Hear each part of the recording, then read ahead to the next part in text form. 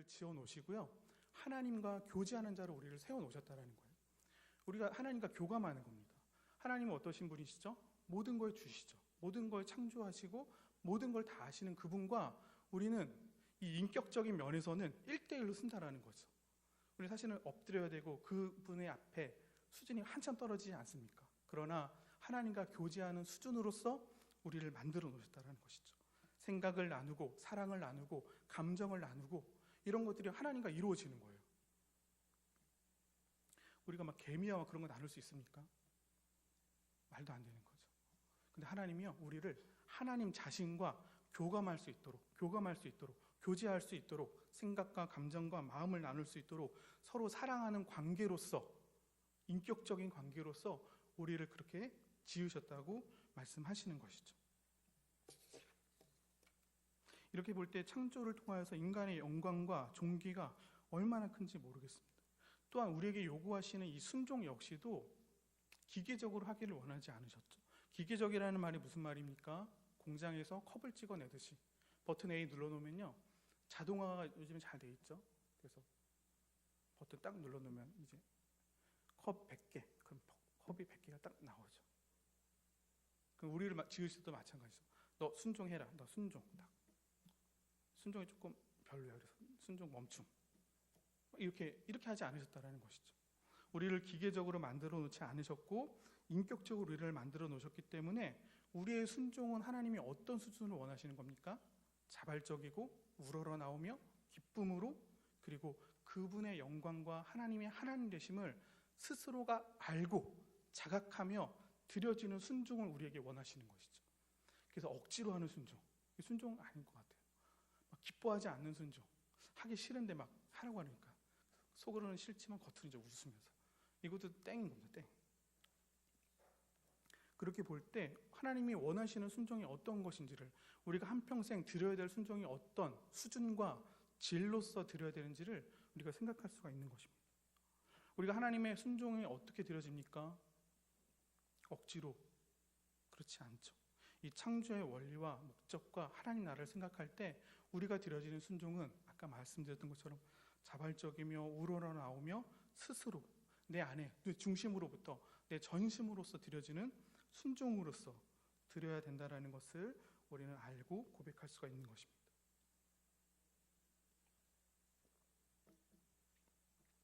그렇게 볼 때, 인간이 이렇게 영광스럽게 창조된 걸 생각해 볼 때 반드시 있어야 될 게 뭘까요?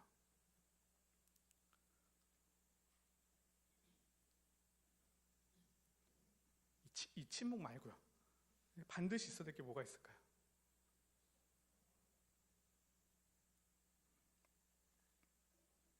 네, 물 제가 한 번 더 마시고.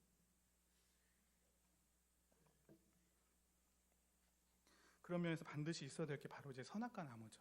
선악을 알게 하는 나무가 존재한다라는 것이 우리로 하여금 얼마나 영광스러운 존재로 하나님이 우리를 만들어 놓으셨는가를 증거하는 또 다른 증거가 되죠. 동산 중앙 가운데 하나님이 일명 선악과라는 것들을 만들어 놓으셨죠. 그리고 어떻게 하십니까? 그거를 먹지 않음으로 어떻게 해요? 기계적이도 않고 억지로도 하지 않고 자발적으로 우러러 나오는 기쁜 마음으로 하나님의 왕되심을 인정하면서 그것을 쳐다보지만은, 또 안 보는 날도 있었겠죠. 매일 보는 건 아니니까 쳐다보더라도 안 먹는 자로서 자발적이고 우러나오는 순종을 우리가 하게 하시는 것이죠. 이것들을 없애고 했다면, 이 선악과가 없다고 하면 어떻게 될까요? 우리의 자발적이고 우러나오는 순종이 진짜인지 기계적인지 확인할 길이 없습니다. 우리를 그렇게 만들어 놓으셨기 때문에요, 얘가 정말 원해서 순종하는지 아니면 원래 그렇게 태어났기 때문에 그런 건지 알 수가 없는 거죠. 이 선악과는 우리가 하나님 앞에 순종하는 자인지 아니하는 자인지를 검증하고 증거할 수 있는 것이 됩니다.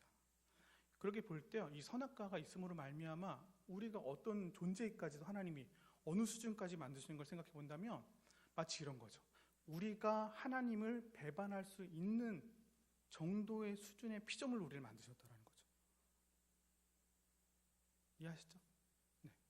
하나님은 우리를 만들어 놓을 때 무조건 순종한 자로 만드신 것이 아니라, 내가 이렇게 너를 존귀하고 영광스럽게 만들었으니 나를 하나님 되게 고백해라, 이렇게 만드실 때요, 그 스스로가 하나님 저는 아닙니다 이렇게 말할 수 있는 정도까지의 수준으로서 우리를 만드셨다라는 것이죠. 왜 그렇게 하셨습니까? 우리를 기계적이지 않고 인격적으로 하나님과 자발적으로 원하는 마음 가운데서 우리와 교제하기를 원하셨기 때문에 그렇죠. 그래서 이 선악과 한 가지, 이 사건을 통하여서 한 가지를 통해서 다 보는 것이죠. 나를 경배하는지 안 하는지, 나를 하나님으로 인정하는지 안 하는지. 우리 역시도 마찬가지죠. 이 선악과를 통하여서 하나님의 왕되심을 날마다 고백하는지 안 하는지를 내가 자각하는 것이죠. 내가 모든 피조물의 주가 돼서 막 다스리니까 나 역시 막 하나님같이 느껴질 수가 있죠. 그러나 이 선악과를 보면서 뭘 고백합니까? 나 역시 피조물이지. 나 역시 하나님이 나를 지으셨지. 이 피조물의 존재 자체가 창조주를 의탁하며 살아가는 것이 그 목적에 합당하게 살아가는 거니까 나 역시 피조물임을 기억하며 하나님의 하나님 되심을 인정하며 고백하며 살아가는 것이 나의 존재이지, 이렇게 생각하기를 하나님이 원하셨던 것이고, 그것이 이 선악과 나무를 통하여서 알 수 있는 것이죠. 그러므로 이제 우리는 이제 질문을 멈춰야 할 때가 됐습니다. 이 주일학교 역대 모든 질문 중에 질문인 하나님 왜 선악과를 만드셨어요? 이 질문 이제 멈출 때가 됐죠. 그렇죠? 근데 이제 오늘까지는 이제 제가 이제 내려갔을 때도 오늘까지만 이제 이 질문을 받고 다음부터는 이제 안 하도록 하겠습니다. 이 하나님의 나라를 이루시겠다는 목적 하에서 창조는 인간 중심으로 인간의 존귀함과 영광스러운 모습으로 창조되어 모든 것을 누리는 자로서 영광스러운 모습으로 존재하며 살아가는 이 인간의 모습이 하나님 나라에서 또 이루어지고 누리는 인간의 영광이라는 것이죠. 다시 말한다면 인간은 영광스럽게 하나님을 아는 자로서 하나님을 자발적으로 순종하는 자로서 만들어졌고 존귀할 뿐만 아니라 그가 누리는 이 모든 세상 역시도 하나님이 주실 수 있는 모든 아름다운 것들을 누릴 수 있도록 허용됐다라는 것이죠. 이러한 아름다운 하나님의 나라를 한 단어로 설명하면 뭐로 설명할 수 있을까요?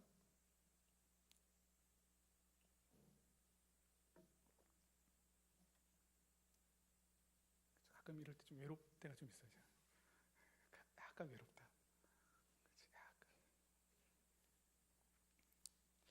그 하나님이 모든 걸 지으시고 나셔서 어떻게 하십니까? 안식하셨다 이렇게 말씀하시죠. 그렇죠?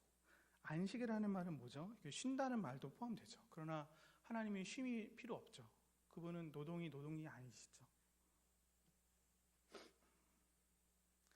하나님이 안식하셨다라는 건 무슨 걸 말합니까? 다 끝났다라는 걸 의미하죠. 이제는요, 하나님이 우리를 향한 모든 계획과 모든 세계와 모든 필요와 만족들을 다 줬으니 안식, 다시 말해서 뭐예요? 이제 그걸 누리는 자가 되라 선언하시는 것이죠. 하나님이요, 더 이상 줄 것이 없는 것처럼 모든 걸 우리에게 다 쏟아 부으시고 나셔서 안식 선언하십니다. 이제 인간이 이 땅 가운데 살아갈 때 전혀 부족하지 않고 한숨과 한탄이 아니라 날마다 이 부요함 가운데서 살아갈 수 있다 선언하시는 것이 이 하나님의 안식인 것이죠. 그러면 우리는 이 안식이라는 말을 통하여서 이 하나님의 나라가 얼마나 영광스럽고 부유하며 괜찮은지, 온전한지, 선한지 우리는 고백할 수가 있는 것이죠.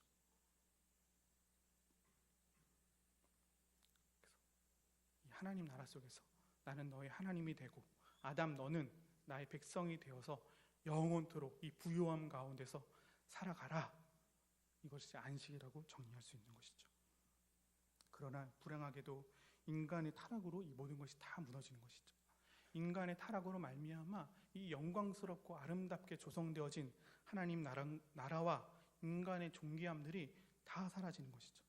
이제는 이 하나님의 나라를 오히려 상실한 자로서, 이 범죄함으로 말미암아 하나님의 나라를 상실한 자로서 이제는 영원히 그 나라에 들어갈 수 없는 자로서 알기에 더 괴롭죠. 못 들어가니까. 그리고 더 괴로운 건 뭡니까? 하나님과의 완전한 단절. 피조물은 하나님을, 창조주 하나님을 의탁하며 살아가야 되는데 이제는 그렇게 못하는 거죠. 하나님이 안 만나주시는 거예요. 내쫓으십니다. 이제 면상이 두꺼우신 분들은 이제 그래도 막 들어가려고 하나님, 안 됩니다. 안 돼. 왜요? 하나님은 죄인을 내버려 두지 않으시기 때문에, 허용하지 않으시기 때문에 그렇습니다. 그래서 우리는 우리의 존재는 이제 뭡니까? 그걸 다 잊어버린 자로서, 하나님 나라를 잊어버린 자로서 영원히 고통 가운데서, 영원히 하나님 없이, 영원히 하나님과 단절로서 불행과 저주와 고통 가운데 살아가는 것이 우리 인간의 이제 운명이 되어버렸죠. 그러나 이제 우리에게 주어진 복음이 있죠. 여기서 끝이 아니죠.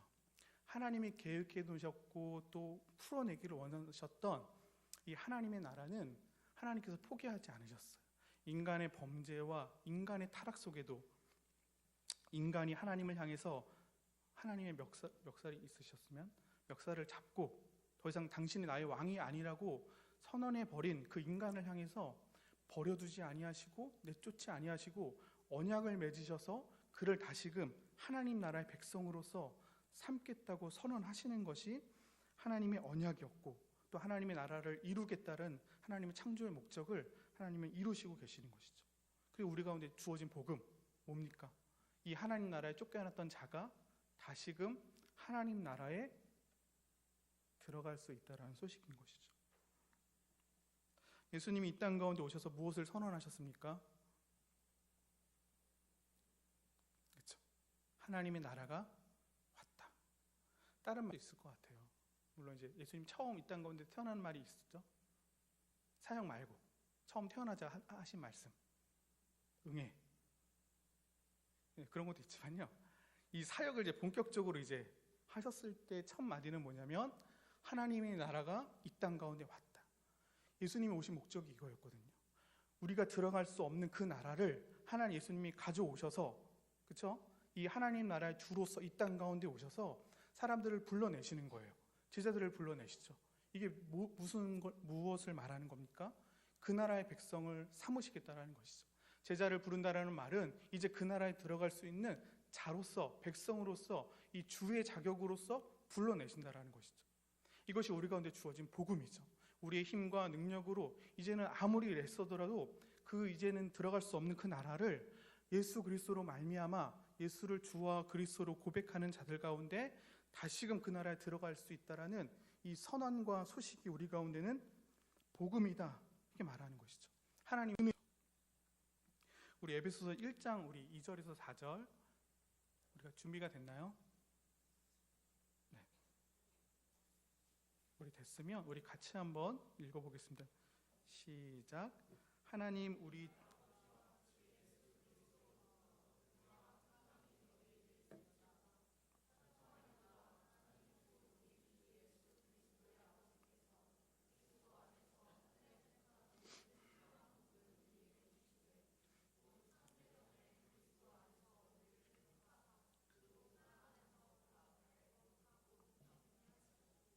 그렇죠.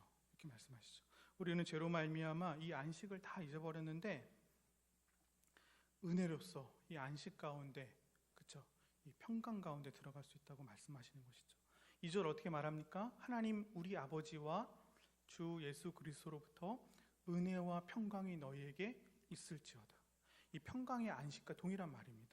이제는 예수 그리스도로 말미암아 우리가 잊어버렸던 하나님의 나라에 대한 부유함들과 그 누림들이 이제는 정확하게 얘기하겠습니다. 우리 주 예수 그리스도로 말미암아 우리 가운데 주어지는 것이죠. 이것이 복음입니다. 이제 우리가 다시는 못 갈 줄 알았는데, 이제는 불가능할 줄 알았는데 예수님께서 오셔서 그분이 나의 주, 나의 그리스도가 되셔서 평강, 안식, 하나님의 모든 부유함들을 누릴 수 있는 자로서 우리를 삼아 주셨다라는 것이죠. 이제는 이 은혜의 복음으로 말미암아 이 평강 가운데 들어갈 것이고, 이 은혜로 말미암아 평강을 이 땅 가운데서 누리는 자로서 우리는 존재하고 서게 된다는 것이죠. 이것은 다시 정리하면 무슨 말입니까? 아담이 누렸던 그 모든 창조의 안식들을 예수 그리스도로 말미암아 그 하나님의 나라를 다시 이 자리에서 지금 이 믿음으로 우리가 누릴 수 있는 자가 됐다라는 걸 말하는 것이죠. 그래서 3절에서 어떻게 말합니까? 찬송하리로다. 하나님 곧 우리 주 예수 그리스도의 아버지께서 그리스도 안에서 하늘에 속한 모든 신령한 복을 우리에게 주십니다 이렇게 말하죠. 하나님은 모든 걸 다 주셨어요. 그러므로 이제 하나님께 구하지 마세요. 하나님이요 당황해 하십니다. 나는 다 줬는데 왜 구하지? 나는 예수 그리스도를 통하여서 다 줬는데 뭘 바라지? 나는 예수 그리스도를 통하여서 모든 걸 다 허용해 줬는데 더 이상 구할 것이 뭐가 있지? 당황해 하시죠. 그럼 어떻게 해야 됩니까? 우리는 어떻게 해야 됩니까? 3절 말씀과 같이 이 예수 그리스도로 말미암아 다 받은 자로서 서 있구나. 그렇게 나를 인정해버리는 것이죠. 나의 존재를 그렇게 생각하는 것이죠. 내가 아담이 누렸던 그 창조와 하나님의 나라의 모든 부유함들을 이 예수 그리스도로 말미암아 누리는 자가 됐구나. 나는 이제 몰랐었는데 말씀을 보니까 내가 그걸 다 누리는 자가이구나 선언하면서 그 말씀대로 살아가는 것이죠. 다시 말한다면 예수님이 여러분들의 주와 그리스도가 되셨나요? 그렇죠. 네. 대답하셨죠? 속으로? 그러면 된 거죠. 예수님이 나의 주님이 되셨어요. 예수님이 나의 그리스도가 되셨어요. 이제 된 거예요. 이제 됐어요. 이제 10년 묵은 체중이 쭉 내려가죠. 예수님이 우리의 주가 되셨대요. 우리의 그리스도가 되셨대요. 됐네요. 이제 안심이 됩니다. 대학이 예비 10번인가요? 괜찮아요. 예수님이 주가 되셨대요. 그리스도가 되셨대요. 직장 이직 때문에 좀 고민이거나 걱정 계신가요? 예수님이 주가 되셨대요. 됐죠? 그리스도가 되셨대요. 됐죠? 표정이 약간 그렇게 한데요. 됐다는 표정이죠? 마음이죠? 됐어요. 이제. 다 됐어요. 이제. 하나님이 우리에게 주시고자 하는 이 안식, 이 평강이 그리스도로 말미암아 다 우리 가운데 주어졌대요.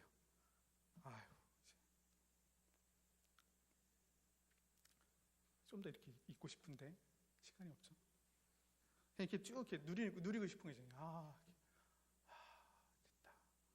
그동안 고민이 많았는데, 그동안 생각이 많았는데, 이제 예수님이 주가 되셨기에, 그리스도가 되셨기에, 이제 됐구나, 됐어. 약간 한두 장 더 있긴 한데 됐다고 하니까 내려가야 될 것 같긴 하지만 마무리하고 가겠습니다. 그리고 어떻게 봅니까? 4절 어떻게 말하죠? 창세 전에 그리스도 안에서 우리를 택하사 우리로 사랑 안에서 앞에 거룩하고 흠이 없게 하시려고. 이게 맞습니까? 근데 사실 이게 맞아요? 우리 중간이 있잖아요. 중간. 우리 현재 말고의 중간이 있었잖아요. 창조 그리고 지금 현재 이 중간이 있잖아요. 이 중간이 뭡니까? 인간의 타락이죠. 우리의 범죄함이죠. 근데요, 이 예수 그리스도로 말미암아 이 중간이 사라지는 거예요. 하나님은 우리를 향해서 어떻게 말씀하시냐면 네가 범죄함에도 불구하고 내가 너를 택했다고 말씀하시는 것이 아니라 그냥 이미 창세 전부터 이 마치 범죄가 없었던 것 마냥 이 범죄하고 하나님께 순종하지 않았던 적이 말이 잘 안 됐죠? 범죄한 적이 한 번도 없었던 것처럼 우리를 계획하셨고 만드실 것이고 만들었다라고 선언해 버리시는 것이죠. 우리가 이제 천국 가면 어떻게 되냐면요, 하나님 앞에 이 영광스러운 존재로 다시 쓰는 겁니다. 내가 창조 때부터 너를 이렇게 계획했다. 창조 때부터 너를 이렇게 만들었다. 마치 범죄함이 한 번도 없었던 것처럼. 그래서 우리는 천국 가게 되면 어떻게 되냐면요, 어떻게 선언할 수 있습니까? 부끄러운 과거들이 많죠. 말을 안 할 뿐이지. 그래서 난 천국 가면 겨우 구원받을 거야. 난 천국 가면 약간 개털모자 여러분 아시나요? 개털모자. 저는 어렸을 때 그 부흥회 때 그런 얘기를 많이 들었는데 개털모자 써서 겨우 천국 들어온 거 감사하며 천국의 저 구석텅이에서 쭈그려 앉아서 그래도 구원받았으니까 됐어. 이런 마음으로 살아가는 자가 아니라 천국 가서 가장 영광스러운 존재로서 어떻게 말합니까? 창세 전부터 우리를 향한 하나님의 이 거룩하고 흠이 없게 하시려는 목적들을 펼친 자로서 존재한다라는 것이죠. 우리가 하나님 앞에 서면 하나님이 이렇게 말씀하실 거예요. 어떻게 너는 한 번도 죄를 짓지 않았냐? 어떻게 이 땅 가운데서 범죄하지 않았냐? 어떻게 내가 모든 것들을 다 순종한 자로 살았냐? 너 참 대단하다. 너 참 충성스럽다. 너 엄청 온전한 자로 살아왔구나. 이렇게 선언해 버리시는 거죠. 왜요? 우리를 보시는 것이 아니라 우리가 속해 있는 그리스도를 보시기 때문에 우리가 받은 이 그리스도 안의 삶을 하나님이 그렇게 우리를 향해서 보시기 때문에 그렇죠. 우리는 개개의 눈은 부끄럽죠. 하나님은 잊어버릴지 몰라도 우리는 안 잊어버리죠. 내가 어떤 자인지. 바울은 어떻게 고백합니까? 내가 죄인 중에 누가 말했어요? 잘했어. 괴수라고 말해요. 하나님은 잊어버릴지라도 우리는 잊어버리지 않죠. 내가 얼마나 죄인인지, 내가 얼마나 심각한 죄인인지에 대해서 죽을 때까지 잊어버리지 않을 겁니다. 그러나 뭡니까? 그러한 자를 그것 때문에 내가 평생 괴로워하는 것이 아니라 날마다 고백하는 것이죠. 하나님의 은혜가 크다. 하나님의 은혜가 크다. 이러한 자를 구원하시는 하나님의 사랑이 크다 말하는 것이죠. 그것이 우리 가운데 주어진 복음이고 이 복음으로 말미암아 우리가 영광스럽게 하나님 앞에 쓸 것입니다. 두려워하지 마세요. 우리는 그리스도로서 평가될 것이고 그리스도로 말미암아 인정받을 거예요. 마치 하나님은 우리를 보지 아니하시고 그리스도를 보시기 때문에 이 영광스러운 자로서 하나님의 아들로서 자녀로서 거룩하고 흠이 없는 자로서 우리를 쓰게 하실 것이고 서 있게 될 것입니다. 이것이 하나님이 세우신 하나님 나라의 꿈이었고 계획이었고 이 예수 그리스도를 통하여서 마침내 이루신 하나님의 언약과 약속입니다. 그러므로 우리는 21세기에 살고 우리는 이것을 모든 걸 누리는 자로서 이 복음으로 말미암아 이것들을 누리고 고백하는 자로서 영광스럽게 살고 있는 것이죠. 그럼 우리 가운데 어떻죠?